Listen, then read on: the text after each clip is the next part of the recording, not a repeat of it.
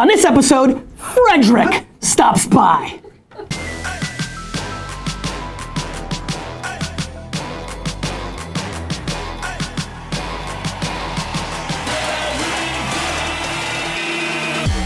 You ask questions, and I answer them.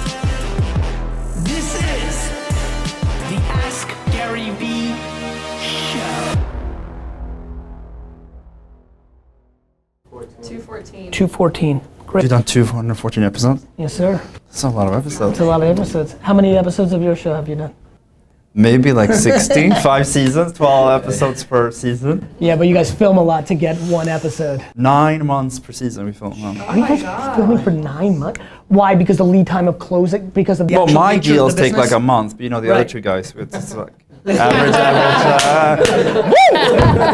All right, let's do this. What is it? 2 what? 214. All right. Ready? Yep. Hey everybody, this is Gary Vaynerchuk, and this is episode 214 of the Ask Gary V Show. I'm pretty excited. As a lot of you know, I do not watch television. But when I work in bed at 11, 12, 1 in the morning, my wife Lizzie has a couple of shows she loves, and this character right here is one of her favorites. So I'm super pumped about that. I like Lizzie. You like her, right? Yeah, she's yes. a keeper. She is a keeper. Why don't you tell the Vayner Nation, for the people that are watching right now, who do not know who you are, a little bit about yourself, and then we'll get into India's questions. Okay, my name is Fredrik Eklund, and I'm a real estate agent in New York. And the show he's referring to is $1 Million Listing in New York on Bravo, and it's airing tonight. Tonight, and we'll get this up. Stefan, if you're willing to hustle a little 9 bit. p.m. All right. And how long have you been doing it? 13 years. Can you believe it? It feels like I came to New York yesterday. 13 years. And tell me about the show. It's been on for 5 years now. And Yeah, I started filming 6 years ago, and everybody that I knew, my family, my competitors, everyone said I shouldn't do it because reality TV is, This, you know, as an that, agent, okay. you don't want to show Right. friction and certain things in your business, and I always believed that it would be good for my business and personal too. So because you thought it would get you exposure? yeah, like I can't knock on enough doors, I can't send mailers out. I mean, how do you get yourself out there to millions of people as a real estate agent? You know, especially me coming from Sweden, not knowing anyone, Yep. not knowing the language. I didn't have any contacts or And so what has been the global impact on the business, on your business? being #1 in New York 3 years in a row. That's That was supposed to be That's an impact. Yeah, I mean, that was, well, they don't Smile, clap. a smile. They hear a lot of hyperbole from me every No, minute, it's been so- amazing. I mean, I don't know where the business comes from. You never know. You can't isolate But it. it's You know. clear, right? I think you need to be in all places. So it's like big on social media. You're on television. People read about you in the New York Times. That's you see the right. ads, and the listings themselves is a great channel of advertisement. Yep. And actually, you mentioned it. You know, obviously, we're at a very large social media digital agency. Yeah. How has social been for you? What do you? What's currently, Fredrik? Have you adapted Snapchat? Are you? No. Is it why? I'm scared. About? Well, because I'm very old. I'm Yes. really scared but you about. look young. Thank you. You look. You're very handsome. I have and young looking. I have a baby face, so Yes. like it's good for when I was Yes. young. I look really young, Yes. and now I'm looking like kind of young. Yes. No, I'm scared of Snap because I'm gonna get addicted. I know I'm gonna love it so much. Yes. And I have like Luis on the show. Yes. You know my friend Yes. Luis. He is obsessed, Yes. and he just runs around snapping all the time. I invited him to my apartment, and I could not have a real conversation with him 'Cause he because just snapped everything. He just snapped. So. So where are you? Twitter? No. I'm not. Why was that such a visceral reaction? I'm not a twat. Okay. No Twitter is like, no, I think. You never did it? No, not really. I think I'm a photographer. I like photos. Instagram? Yes, I like that. And to sell something, which I do, I sell real estate. I never saw somebody sell an apartment over a tweet. Okay. Instagram is good for that because you have the. But you imagery know of it. people have bought apartments off of tweets. Never happened. Show me one example. So I have an example. I have a friend. You bought an apartment over I did Twitter? not, but I have a friend who bought an apartment over Twitter by tweeting. So it's one, you know what's interesting? You're talking about push marketing, right? Mm-hmm. You're putting out content. Where I think Twitter is remarkable is you can literally search everybody who tweets. And my friend tweeted out that he was looking for a new home, and real estate agents that were listening reached out to him and closed him on a multi-million-dollar home. That's good. That's just real. That's good. I just think for me, like, listen, I don't have a lot of followers, maybe Right. like 130, 40 something thousand followers Yes. on Twitter. I think the challenge with Twitter is that people tweet and you think that 140,000 people are going to read it. Yeah, but then but I read not. something was like 1% because Yeah, the informational yeah, highway is so 100%. fast. And we agree with that. That has And been- so yes. whereas Instagram is a little bit consuming it. linear and you and Facebook. So when do you start Snapchatting? I am not going to. No. Are you willing to be on the record here saying you're never going to go on Snapchat? I want to be a reoccurring character in my friend's Snapchat account. If you have one, I'll do like, I don't want to have my own. I need less social media, not more. I think it's very addictive to me, and I'm like that personality. Once I get into something, everything that I want to do it fully. All in. Like all in. So like I'm not going to do upload a snap once a week. I'm going to become like Luis, and I'm going to sit on the toilet and, you don't want to do that and at all. snap. India, let's get into this show. Oh, you've got videos. They're all videos. Okay, all videos, so I'm going to go. Yes, here we go. Oh, who's that? This is a fan or a friend. Hi, is this live interactive? Nope. Oh, it's a video. Pre-recorded. Hi, Gary. My name is Sharan Srivatsa. I am the president of Telus Properties. For context, we are the fastest growing real estate brokerage in California with about 450 agents and 20 offices. And my question to Gary is just this. How can a forward-thinking brokerage like ours build a brand on Facebook and Instagram that all our agents can leverage to build their own individual platforms? Thank you, Gary. So I'll jump into this first one. You can add, Fredrik. So because I've given a lot of speeches at, Remax and Keller Williams and all these organizations, and when they're at that level with a lot of offices, they're always trying to think about how they empower their agents. I mean, this is a once in a generation agent that comes along and has that charisma level, gets the opportunity to be on television, and then has that up. Did you like that once in a generation? I'm listening. Okay. Go on. So that's not going to happen for everybody. So I think one of the biggest ways that a company can enable their agents, and we see this in insurance, I see this in fast food where people are franchisees, is to create content at scale in a hub that people then have access to, can pull from it, and then DJ the content. So there's some great platforms like Percolate, or you can build something internally, or you can do an email blast. But what I would do as your company is I would invest in video, and I would invest in photography, produce content, give them assets, and then training. I think one of the best things that I've seen from people that have agents, I've seen this in insurance, is they've brought in the forward thinkers and put them in front of their users on a closed platform, live streams, Q&As, consulting opportunities. It's about education and assets, and that's what you want to empower. So it's an investment at the top level. Instead of telling them or trying to get them to do it, force them to get there by overwhelming them with value from the highest level. Wow, that's good. That's good. Like It's that? powerful, yeah. So I mean, my point of view of please. social media has always been to be as personal as possible. Like I think that's the big, to answer his question maybe, the big challenge for real estate companies, any kind of company, is that they upload photos only of their apartments. That's right. Or, I always give this example of United Airlines, who, and I like United Airlines, I travel with them a lot, but they have like 88,000 employees, but only 60,000 something followers on Instagram. They can't even get their own employees to follow them because they upload photos of the airplanes. That's right. So like if you make it personal. Or bring value.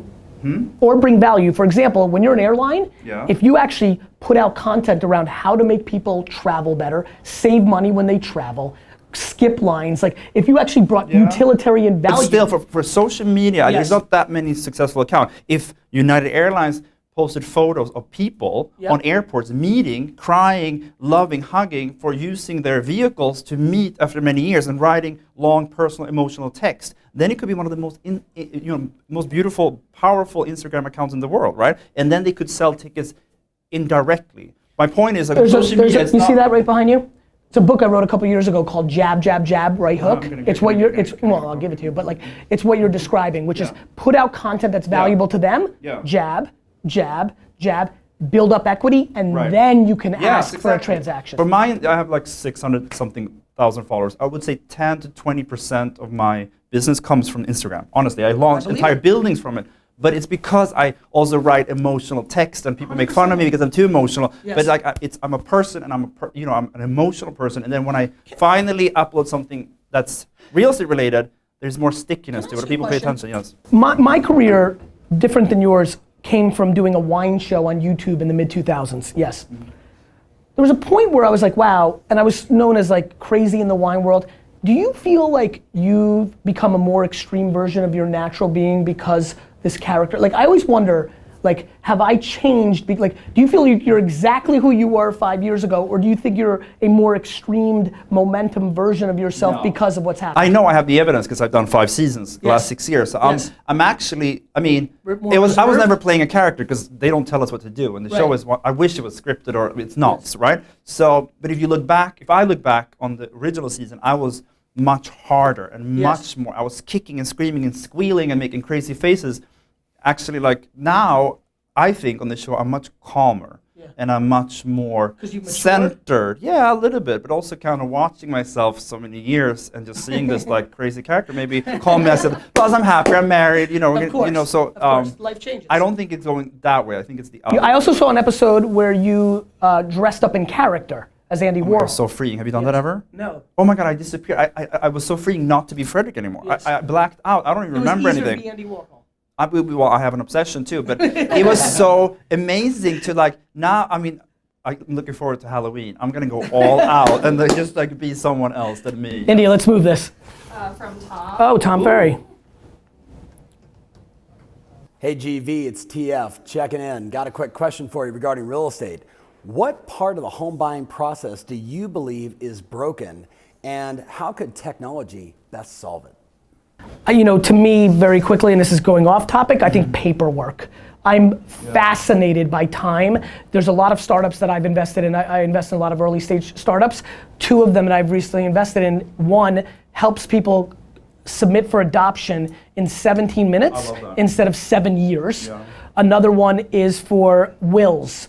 It helps you produce a will in an hour that is very legit versus all the time and money. I think the paperwork process. A mortgage process. I mean, like these, so, the creative, the vision, you showing somebody, that's humans, that's not technology. But the stuff like, when I bought a place out east, signing for an hour, like that's not interesting to me. Like there has to be a better way.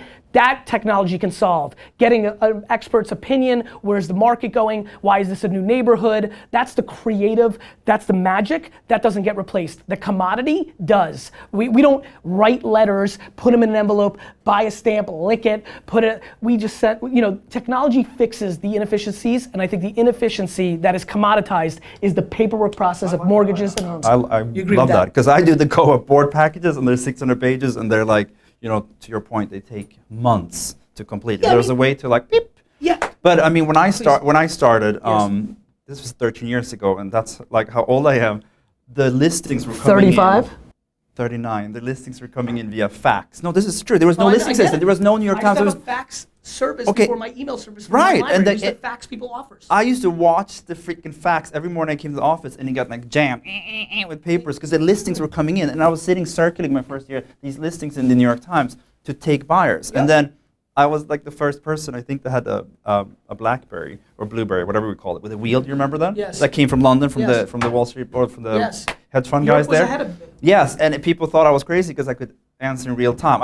It's funny in 13 years like how much it's changed. But in the real estate world, what happened is everybody was saying the real estate agent is going to be eliminated. There's no need for it because now you have Street Easy and all these systems and Zillow. But what happened is that the big real estate agents are getting bigger than ever. Because that skill matters. Yes. That skill matters. What has happened is, and this is actually it's a very good point.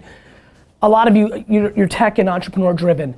Everybody always says this is going to be dead. Nothing dies. What happens is the B and C and D players lose, and the A players take up more, because what technology does is it takes out commodity, and commodity is usually the only value prop that the C and D player brings to the table. Yeah. That was interesting. That's good. I like this. We're getting. I mean, I feel the real estate angel in the room. This is Dan. Dan. Hudson Yards. Hudson Yards. Oh, we're moving to Hudson Yards. Our office in a month. Yeah, thanks. I work on some of the most incredible real estate developments in New York City, including Hudson Yards. Gary, I heard you're moving your offices over there from Park Avenue South, so I'd love to hear why you decided to make the move. And Fredrik, from a residential angle, I'd love to hear what about Hudson Yards you're the most excited about. I'll let you go first because it's far more interesting. What's the vibe? No, right now? I mean, I answered the question. I mean, I'm obsessed with New York. I mean, like my husband said, he makes fun of me. He's angry at me because I say New York is the biggest love story of my life. Honestly, like I think what's happening, like the new downtown, which is the old financial district, which used to be Wall Street, which is not financial at all. The seaport is just blowing up. Hudson Yards, they're all equally. Do you think the amazing right Hudson Yards thing is going to be a big deal? Oh, it's major. It's like 22 acres of park. It's like 39 skyscrapers. It's unbelievable. The retail and its location, if you look at the map simply. For a Jersey boy, it's great. I just want to. No, but it's perfectly located. You're close to the park, close to but it's still close to the water. And the infrastructure that they're building is going to be incredible. The point, it's not so much the love for Hudson Yards. It's going to be great. It's the love for New York, always turning over, always changing. I can't keep up with it. No one can keep up with it. So mine's much more practical. Stephen Ross, who's building that project, is my business partner and a part owner of VaynerMedia, because I want to buy the New York Jets one day, and he owns the Miami Dolphins, so I want to be in that ecosystem. You gonna become a Jets fan? Good. And we're growing so fast. I needed to be in a home where we could grow from within, and plopping ourselves over there, I thought was a very good idea. Plus, Jewish holidays, getting to Jersey, just scooting right into the Lincoln Tunnel. I'll save myself an extra hour for a business meeting, so I like that. Cool, India, let's move. And you're gonna get an amazing view, I'm assuming, because they're all like great. Well, yeah, I created 2 offices. One to look at Jersey, where I grew up, to like be home, like that's my place, and 2 looking at Madison Square Garden because I'm a huge Knicks fan. Yeah. Are you a Knicks fan? Can you be a Knicks fan? Say yes. Oh, okay, yeah. Yes, awesome. Let's move it. Harold. Harold. Greetings, gentlemen. My name is Harold Valliston, real estate broker, sales trainer, motivational speaker. My question to you, Fredrik, is in the early years of your career, how did you build and continually contact your database? And now that the show is so popular and giving you many more opportunities, how are you guys managing that? Thank you. I appreciate your time. In the very beginning of my career, like once again, I was sat all by myself. I had no one helping me, no one mentoring me. Did you work at a firm? Yeah, a very small firm. Yeah. We're 6 agents in West Chelsea. I came off the shrimp boat, not knowing anything. What made you come here? You just knew? Yeah, I knew because I came here when I was 10, and I honestly Tasted it. I was so in love with the energy and the neon and the danger and the not so much the money, but the whole thing. I come from Sweden. It's very calm and beautiful and old. And no, my family's still there. I love it. I come back, but I mean New York, No, so for 20 years I was frustrated not living here. So I came, and then finally, bam. So in the early years, you're in a small place. I was by myself. Learning the craft. Yeah, I think, I never really had a database to answer questions. I never, and I need to be better at that. What I do is I see every single person that I meet, including you, because you're going to buy your next apartment from me, as a potential commission check walking around with little 4 legs, That's unsigned. what I am. Right, exactly, that's what you are. No, so every person it's an opportunity. So it's like a snowball I'm a big effect. one. At my first open house, all these people that came in, I just turned them over into new clients. And the listing inventory, I'm so scared. I know in my heart this is the last month, my prime, it's over. Last year was the best year. That's how I feel. Do you feel like that? Always. Yes, and I wake up every morning like, you're only as good as your last at bat. Yeah, so I need to grow. And always expect. What is so funny? I fucking love it. Okay, good. I want to grow too. I just got to figure out how I'm going to say grow. I got to find my, but you know what? I think that's right. To me, I never think anything I've accomplished yesterday means anything for tomorrow. Exactly. You're never cooler than your last deal or video. 100%. 100%. Last one. Yes. From Lenny, Lenny. who is very excited. Lenny looks fired up. Hey Gary, hey Fredrik, hey India. Hope everything is well. I'm so excited to be part of the show. I hopefully make this. But I am interested, is it better to focus on branding or better to focus on transactions when you're starting out as a new agent in the luxury market in New York City? Oh my God, I'm so excited. Lenny, the man. Both, but you. By the way, I'm going to stop you. Okay, good. That's the fucking answer. That's the fucking answer. What people don't understand is branding and sales. He's because he looks at me as a human check running around and he wants to be transactional, he's gonna win in the same way that I think sales matters so much. But much like him, and he accomplished it his way, I think what has made me successful at the level that we're at is branding. And branding, what's remarkable is his charisma and that moment in time, and I don't know why they picked him or what happened, the serendipity, a lot of those things, he had that opportunity at a huge scale. The fact that all of you have the opportunity to make a video and be on this, and now hundreds of thousands of people will see you. The internet has changed everybody's opportunity for brand, but selling is hustle. Yeah. Selling is hustle. You gotta back it up with with the deals too. But For sure. my advice to anyone new in anything, especially like real estate or sales, is just to be not eccentric, because as long as authentic. It has to be genuine, right? But be you. Like, I was so nervous when I first came here. I locked up myself, and I wasn't the guy that you. Yeah, right. Because I thought if I told people who I was and gay and came up from Sweden, all the high kick, all the things that I do today, I would never be hired or fired. All those things. So you understand? Like now, reality TV in some ways taught me that the hard way because I'm allowed to be this crazy guy. So anyway, so in the beginning. If it's 60,000 sales real estate agents in Manhattan, just like be you and own it. Everybody loves to see somebody who's authentic. That's that's branding to me. Stefan, I'm gonna make you do a little work, which will make this episode come out a little later, but before 9 p.m. Eastern. I want you to show some clips. I want you actually we have all these video interns now. I want you to show 4 or 5 clips from episode 12, 19, 22 of Wine Library TV. I was running a very large wine shop. And I had these very high-end clients who were spending $400,000 or $500,000 a year on wine. So think about that. And the first 40 or 50, the first 80, actually know the number, the first 80 episodes of my wine show, I was very reserved. Hey guys, it's me, Gary Vaynerchuk, Wine Library TV. Hello everybody and welcome to a wonderful episode of Wine Library TV. I am your host, Gary Vaynerchuk. Hello everybody and welcome to an action-packed episode of Wine Library TV. I am your host, Gary Vaynerchuk. Really? Yes. You're not reserved now. So correct. Okay. Well, this is why I'm jumping in right now. I like. The show was doing extremely well. It was early YouTube, the first year of YouTube. Mm-hmm. It was starting to get going, and I was like, wait a minute. If they think I'm entertaining now, if they knew what I was really like, right. And I just said, screw it. After episode 80, I'm like, you know what? I just jumped off the cliff. I said, look, I'm gonna be me. I may lose 10. I'm gonna gain 100. You can't please everyone. It's a net score. Yeah, and it's a better way to living, anyways. 100%. Fredrik, I know you need to run. I got to go take the stage on a talk you just gave. I want you to do a very important thing here. Okay. Every guest gets to ask the question of the day. So now you get to ask the tens of thousands of people that are watching this a question of the day. Any question you want answered, it's a good opportunity to get some insight. You can ask a random question, knock yourself out. What is your question of the day? Well, my question of the day would be like, it's all about being driven to ask yourself, what is your true drive? Is it money? Is it fame? Is it charity? Is it your mom? Whatever it is, that you need to put that on a post-it on your mirror, brushing your teeth. The other one is the goal. What is your goal? Be exact. Is it the first million?